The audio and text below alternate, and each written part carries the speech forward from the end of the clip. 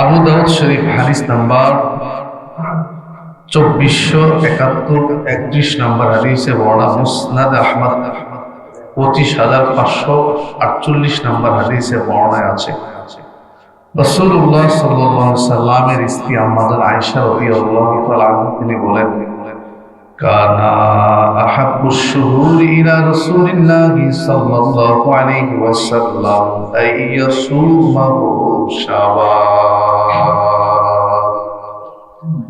নবীজির স্ত্রী বলতেন যে নবীজি সাল্লাল্লাহু আলাইহি ওয়াসাল্লাম রোজা রাখার জন্য শাবান মাসটাকে নবীজি খুব ভালোবাসতেন, মহব্বত পছন্দ করতেন। শাবান মাসে নবীজি বেশি রোজা রাখতেন। নবীজির নাতি উসামা বিন যায়েদ রাদিয়াল্লাহু তাআলা আনহু তিনি বলেন যে নবীজিকে একদিন প্রশ্ন করলেন, আমি নবীজি সাল্লাল্লাহু আলাইহি সাল্লামকে শাবান মাসের থেকে এত বেশি রোজা রাখতে অন্য কোনো মাস দেখি নাই। নাসাই শরীফ হাদিস নাম্বার 2357 নম্বর হাদিসে বর্ণনা, মুসান্নাফ ইবনে আবি শাইবা 9858, মুসনাদ আহমদ কিতাবের নাম হাদিস নাম্বার 21753 নম্বর হাদিসে বর্ণনায় তিনি বলেন, নবীজিকে একদিন প্রশ্ন করলাম, কেন আপনি এত রোজা রাখেন শাবান মাসে? নবীজি উত্তর দিলেন, শোনো, যাকা শাহরু ইয়াগফুরুন নাস আনহু বাইনা রাজবিন ওয়া রমাদান। শাবান মাস ওই মাস যে মাসের ব্যাপারে মানুষ উদাসীন থাকে, মানুষ গাফেল থাকে। রজব এবং রমজানের মাঝের মাসটা হলো শাবান মাস।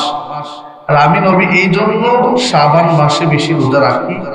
ওয়া শাহরুন তুরফাউ ফীহিল আমালু ইলা রাব্বিল আলামিন। এই মাসে সারা বছরের বান্দার আমল আল্লাহর কাছে পেশ করা হয়। সুবহানাল্লাহ। আর যখন আমার আমল নামা আল্লাহর কাছে পেশ করা হবে, উহিব্বু আইয়ারফা আমালি ওয়া আনা সাইমুন। আল্লাহর কাছে যখন আমি নবীর আমল নামা পেশ করা হবে, আল্লাহ পাক যেন আমাকে রোজাদার হিসাবে পায়, এজন্য আমি নবী শাবান মাসে বেশি বেশি রোজা রাখি। সুবহানাল্লাহ। আল্লাহর কাছে যখন আমল পেশ করা হবে, আল্লাহ যেন আমাকে পায় যায় আমি আমার নবী রোজা অবস্থায় আছে। নবীজি এমনি তো গত জুমাতে আমরা বলছিলাম সোমবারে এবং বৃহস্পতিবারে বেশি রোজা রাখতেন। সহিহ মুসলিম শরীফ 1162 নম্বর হাদিসে বর্ণনায় নবীকে একদিন প্রশ্ন করা হলো, নবীজি আপনি সোমবারে কেন বেশি রোজা রাখেন এবং বৃহস্পতিবারে কেন রোজা রাখেন? নবী বললেন, বুলিদাত ইয়াযালিকা ইয়াউমা বুলিদাত ফীহি। সোমবারে আমি নবীর জন্ম হয়েছে, আল্লাহ আমাকে দুনিয়াতে সোমবারে পাঠাইছেন। আও উনজিলা আলা ফীহি, এবং এই দিনে আমার উপর কোরআন নাযিল হয়েছে। শুকরিয়ার জন্য আমি নবী প্রতি সোমবারে রোজা রাখি। সুবহানাল্লাহ। সোমবারে আল্লাহ আমাকে দুনিয়াতে পাঠাইছেন এবং সোমবারে আমার উপরে কোরআন নাযিল হয়েছে, এই জন্য আমি নবী সোমবারে বেশি রোজা রাখি। বৃহস্পতিবারে আল্লাহর কাছে সাপ্তাহিক একটা হিসাব বান্দার পেশ করা হয়। সেই মুসলিম শরীফে বর্ণনা আছে, নবী বলেন ইয়াউমাল ইসনাইনি আবিল খামস। আল্লাহর নবী বলেন সোমবার এবং বৃহস্পতিবারে আমি রোজা রাখি, এই জন্য যে বৃহস্পতিবারে সাপ্তাহিক আমল নামার হিসাব আল্লাহর কাছে বৃহস্পতিবারে পেশ করা হয়। এই অবস্থায় যেন আল্লাহ আমাকে রোজাদার হিসাবে পায়, এজন্য বৃহস্পতিবার এবং সোমবার সবসময় নবীজি রোজা রাখতেন। আর মাসিক হিসাবে নবীজি 13 মাস, মানে মাসের 13, 14, 15 এটাকে আইয়ামে 20 বলা হয়। প্রত্যেক আরবি মাসের 13, 14, 15 নবীজি রোজা রাখতেন। তবে শাবান মাসের তুলনামূলক অন্য মাসের তুলনায় নবীজি বেশি রোজা রাখতেন। কেন? এই মাসটা বরকতময় মাস, কারণ এই মাসের মাঝে আল্লাহ তাআলা একটা রাত রাখছেন যেটাকে আমরা শবে বরাত বলে চিনি এবং জানি। গত জুমাতে আমরা বলছিলাম যে শবে বরাত নিয়ে এই জুমাতে কথা বলতে খেয়াল আছে আপনাদের? শবে বরাত, এই শবের শব্দটা অর্থ হলো রজনী। বরাত শব্দের অর্থ হলো মুক্তি, অর্থাৎ শবে বরাত এর অর্থ হলো মুক্তির রজনী। বলেন কি এটা? মুক্তির রজনী, ক্ষমার রজনী। আল্লাহ পাক এই শবে বরাতের দিন হাজারো লাখো কোটি কোটি মানুষদেরকে, তার বান্দাদের গুনাহ খাতাগুলো আল্লাহ মাফ করে দেয়। শবে বরাত নিয়ে আমাদের দেশে বেশ কিছু আলোচনা সমালোচনা আছে।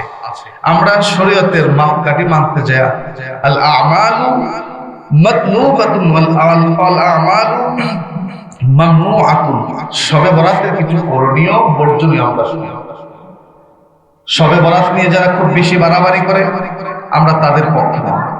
শবে বরাত নিয়ে যারা বলে যে শবে বরাত বলতে কিছুই নাই, আমরা তাদের পক্ষে না। যেটা রাসূলুল্লাহ করতেন, যেটা সাহাবীরা করতেন, কোরআন সুন্নাতে যতটুকু আছে আমরা এতটুকু মানব। কি বলেন? ইনশাআল্লাহ। এর বাইরে আমাদের যাওয়ার কথা না। মাঝামাঝি অতিরঞ্জিত অতিরিক্ত কোনো কিছুই হবে।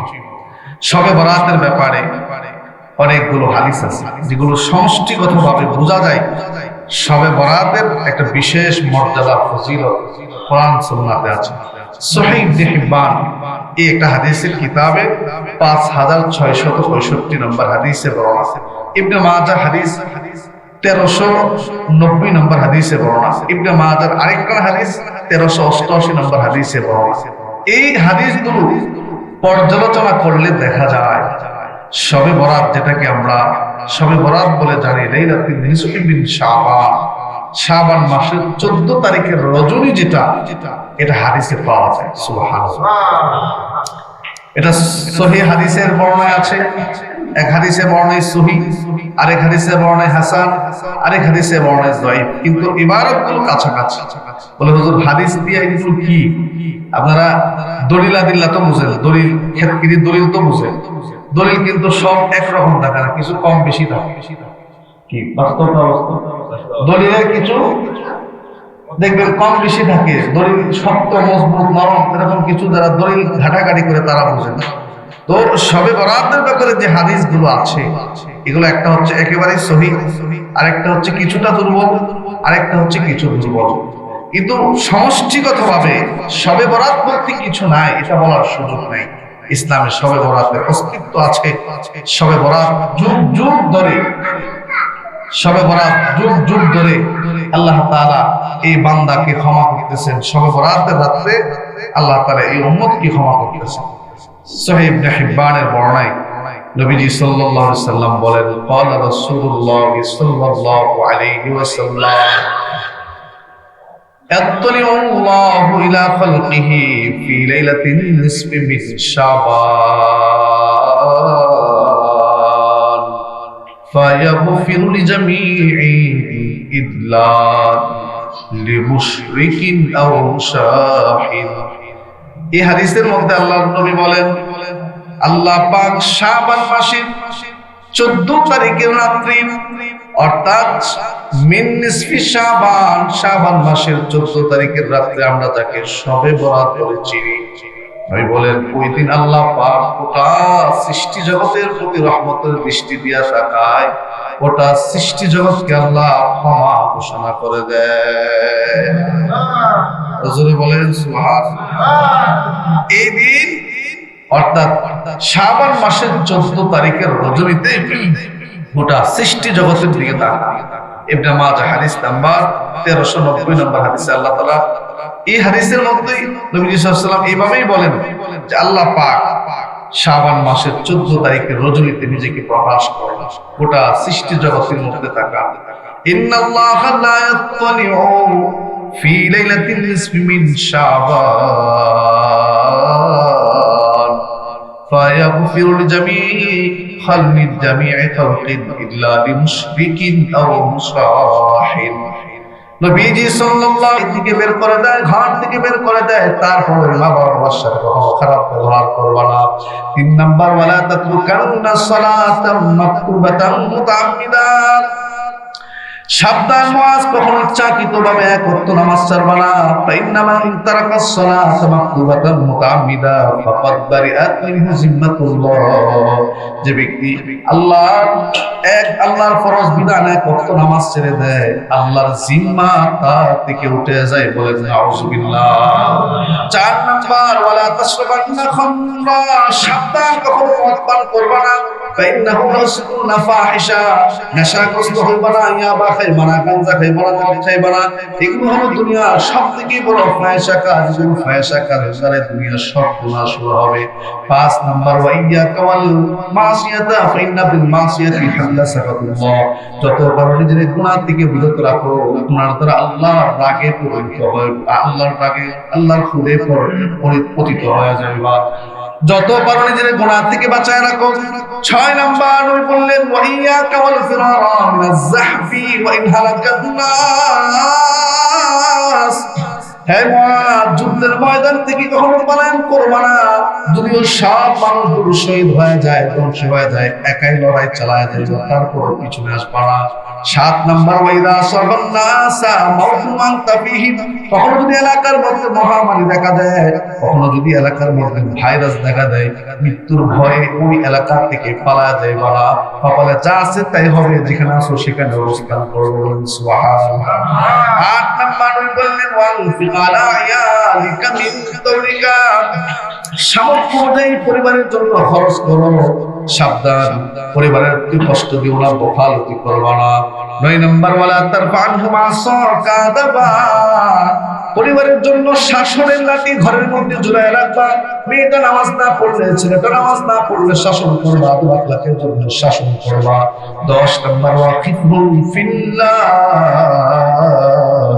আল্লাহর জন্য পরিবারকে আল্লাহর ভয় দেখাইবা। বলেন সুবহানাল্লাহ। নবী কয়টা নসিহত করলো? 10টা। এর মধ্যে 1 নাম্বার হলো শিরকি গুনাহ করা যাবে না, কারণ শিরিক হলো দুনিয়ার সবথেকে বড় গুনাহ। আমি আপনাদেরকে এতগুলো হাদিস বলতেছি এই জন্য যে শবে বরাতের রাত্রে আল্লাহ পাক মুশরিককে maaf করবে না। মুশরিক কাকে বলে? যে শিরিক করে। শিরিক হলো দুনিয়ার সবথেকে বড় গুনাহ। এখন আসেন শিরিক কাকে বলা হয়? হুজুর এত শিরিক করে, শিরিকটা কি? শিরিক হলো আল্লাহর সাথে শরীক করা, এমন কিছু বিশ্বাস বিল্লাপন করা। এই যুবক ভাইরা যারা আছো, তোমরা মোবাইলের মধ্যে যা চার্জ দিলে বিশাল লম্বা শিরিকের তালিকা বলবে। এর মধ্যে একটা বলি, আল্লাহর নাম ছাড়া অন্য কারো নামে কসম খাওয়া শিরিক। আল্লাহর নাম নিয়া, আল্লাহর নাম ছাড়া অন্য কোনো নামে পশু জবাই করা শিরিক। কেউ আমার ক্ষতি করতে পারে এবং প্রবল ধারণা করে আল্লাহর উপর বিশ্বাস না রাখা শিরিক। উষ্টা খাইলে অকল্যাণ হবে, এই ধরনের বিশ্বাস রাখা শিরিক। বিল্ডিং করলে, বাড়ি করলে প্রথমে মুরগির রক্ত দিতে হবে, মানুষের রক্ত দিতে হবে, এই ধারণা রাখা শিরিক। এই গুনাহগুলো আমাদের সমাজে আছে না? এরকম যদি আমি আপনাদেরকে বলি 100 বলতে পারবো 100। শিরিক আমাদের রন্ধে রন্ধে, শিরিক আমাদের ঘরে ঘরে, শিরিক আমাদের কথায়, শিরিক আমাদের কর্মে, সব জায়গায় শিরিক। আল্লাহ বলেন, শিরিক যারা করে শবে বরাতের রাত্রে আমি আল্লাহ তাকে ক্ষমা করব। বলেন না? শিরিক করা যাবে? বলেন শিরিক করা যাবে? ডিম খায় ঘর থেকে বের হলে বিপদ হবে, এটা কই বলছে? এটা শিরিক। উষ্টা খাইলে সালাম করতে হবে, শিরিক। পিছন দিয়ে ডাক দিলে অকল্যাণ হবে, শিরিক। ঘরের ভিতরে সুপারি পারছে, সুপারি রেখা খোসাগুলো রাস্তায় ফালায় দেখো, মানুষ হাতলে বরকত হবে, শিরিক। নৌকা চালাইবে, মাথাটা আগে ধরে নেওয়া, শিরিক। তো বলেন এই ধরনের গুনার মধ্যে আমরা লিপ্ত আছি কিনা? আল্লাহ তো আমাদেরকে সর্বরাত মাফ করবে। পীর সাহেবের নামে, মুফতি সাহেবের নামে, হাফেজ সাহেবের নামে, আমার নামে যদি কেউ মান্নত করে, শিরিক। মান্নত হবে একজনের নামে, তিনি কে? জবা হবে একজনের নামে, তিনি কে? সেজদা হবে একজনের নামে, তিনি কে? প্রত্যেকটা ঘরে ঘরে শিরিক ঢুকে গেছে। শিরিককারীকে তো আল্লাহ পাক শবে বরাত ক্ষমা করবে। নবীজি বললেন, 2 শ্রেণীর মানুষকে আল্লাহ ক্ষমা করবে না। 1 শ্রেণীর মানুষের নাম হলো ইল্লা লিল মুশরিকিন আও মুশাহিন। 2 নাম্বার হলো হিংসা বিদ্বেষকারীকে আল্লাহ ক্ষমা করবে না। এক ধরনের গুনাহ হলো শিরিক আমাদের ঘরে ঘরে, আর শিরিকের থেকে আরো বড় গুনাহ হলো, শিরিকের থেকে আরো বেশি গুনাহ যেটা আমাদের মধ্যে পাওয়া যেত হলো হিংসা বিদ্বেষ। কি বলেন, আছে না নাই? হিংসা বিদ্বেষের জন্য আল্লাহ পাক সূরাতুল ফালাক নাযিল করলেন। ওয়া মিন শাররি হাসিদিন ইযা হাসাদ। আল্লাহ আপনি হিংসুককারীদের থেকে আমাদেরকে হেফাজত করুন, বলেন আমিন। সূরাতুন নিসা আয়াত নম্বর 54 আল্লাহ পাক বলেন আম ইয়াহসুদুনান নাস আলা মা আতাহুল্লাহু মিন ফাদলিহি। মানুষ কি তাদের উপর হিংসা করে যাদেরকে আমি আল্লাহর পক্ষ থেকে নিয়ামত দিয়েছি, ওই মানুষগুলোর উপর কেন মানুষ তারা হিংসা করে? হিংসা করে কখনো অন্যকে থামানো যায়? আপনার পাশের বাড়ির মানুষ একটা ভালো অবস্থানে গেছে, আপনার অপরিচিত মানুষ পরিচিত মানুষ একটা ভালো পজিশনে গেছে, ছেলেটা ভালো মেধাবী, আপনার তো জ্বালার শেষ নাই। হিংসুকের জন্য আল্লাহ পাক দুনিয়া ও আখিরাতে শাস্তি দিয়ে কয়টা রাখছে, এর মধ্যে সবচেয়ে বড় শাস্তিটা হলো হিংসুক প্রতিনিয়ত তার মনের ভিতরে আগুনের দাও দাও করে তার ভিতরটা পুরো সাইকায় কি বলে, ঠিক না বেঠিক? অন্যের নিয়ামত দেখে যার সহ্য হয় না, অন্যের ভালো জিনিস তার ভালো লাগে না, এই হিংসুককে আল্লাহ পাক সবে বলাতেও মাফ করবে না। আল্লাহ আমাদের দিলগুলোকে হিংসা মুক্ত করে দেন, বলেন আমিন। আবু দাউদ শরীফ হাদিস নাম্বার 4903 নম্বর হাদিসে বর্ণনা, ক্বালা রাসূলুল্লাহ সাল্লাল্লাহু আলাইহি ওয়াসাল্লাম, নবী বলেন ইয়াকুম ওয়াল হাসাদা ফাইন্নাল হাসাদা ইয়াকুলুন নাস ফাইন্নাল হাসাদা ইয়াকুলুল হাসানাত কামা তাকুলুন নারুল হাতাবা। হিংসা মানুষের নেক আমলগুলোকে এমন ভাবে নষ্ট করে দেয়, হিংসা বিদ্বেষ মানুষের ভিতরে নেক আমলগুলোকে এমন ভাবে ধ্বংস করে দেয়, আগুন যেমন সুন্দর লাকড়িকে জ্বালায় দেয়, বলেন নাউজুবিল্লাহ। আগুন লাগাই দিলে সুন্দর লাকড়ি যেমন একেবারে দ্রুত গতিতে পুড়ে ছাই হয়ে যায়, কারণ দিলের ভিতরে যদি অন্যের প্রতি হিংসা বিদ্বেষ থাকে, কারণ নিয়ামত থেকে ভালো না লাগে, তার ভিতরে ভিতরে সব নিয়ামত গুলো নেক আমল গুলো ধ্বংস হয়ে যায়, বলেন নাউজুবিল্লাহ। আবু দাউদ শরীফ নাসাই শরীফ হাদিস নাম্বার 2109 নম্বর হাদিস, নবী বলেন লা ইয়াজতামিআনি ফি কলবিন আবদিন ওয়াল ঈমানু ওয়াল হাসাদ। মুমিন বান্দার দিলের ভিতরে একসাথে হিংসার ঈমান দুইটা একসাথে থাকতে পারবে না। হিংসা থাকলে ঈমান চলে যাবে, ঈমান থাকলে হিংসা থাকতে পারবে না। নবী বলেন মুমিনের দিলে যদি কারো হিংসা থাকে তখন তার ঈমান নষ্ট হয়ে যায়। ইন্নাল হাসাদা আইয়ুতফিয়া নূরুল হাসানাত। যদি কোন মানুষের দিলের ভিতরে হিংসা থাকে, অন্যের ক্ষতি সাধন করে, অন্যের সৌন্নতি দেখে সহ্য করতে পারে না, অন্যের ভালো যদি তার ভালো না লাগে, আল্লাহর নবী বলেন এই হিংসা তার নেক আমলগুলো পুড়ে জ্বালিয়ে, আল্লাহর নবী বলেন জ্বালিয়ে পুড়ে ভিতরটা ছাই করে দেয়। কি বলে, হিংসা করা যাবে?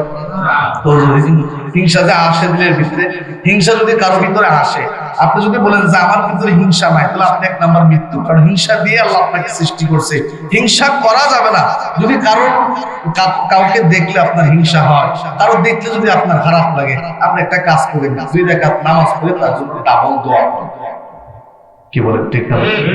হিংসুকের হিংসা দিয়া কখনো মানুষের উন্নতি আটকা রাখা যায় না, বরং হিংসুকের হিংসার কারণে অন্যের উন্নতি বেড়ে যায়। সুবহানাল্লাহ বলেন। হিংসার আগুন দিয়া কখনো অন্যকে থামানো যায় না। এই জন্য যদি কারোর প্রতি হিংসা আসে, তার জন্য দোয়া করবেন, আল্লাহ আপনি তারে দিয়েছেন, আমারও দেন, তারে ধ্বংস করেন না। বিদ্বেষ তাকে বলা হয় যে অন্যের নিয়ামত দেখে, অন্যের ভালো দেখে ভিতরে জ্বলে করে ছাই হয়ে যায়, বরং তাকে ক্ষতি করার চেষ্টা করে। আল্লাহ বলেন শবে বরাতের রাতেও আমি আল্লাহ তাকে ক্ষমা করব। বলেন আলহামদুলিল্লাহ। ইন্নাল্লাহ লা ইয়াত্তালিউ ফি লাইলাতিন নিসফি মিন শাবান ফায়াগফিরু লিজামিই খালকিহি ইল্লা লিমুশরিকিন আও মুসাহির।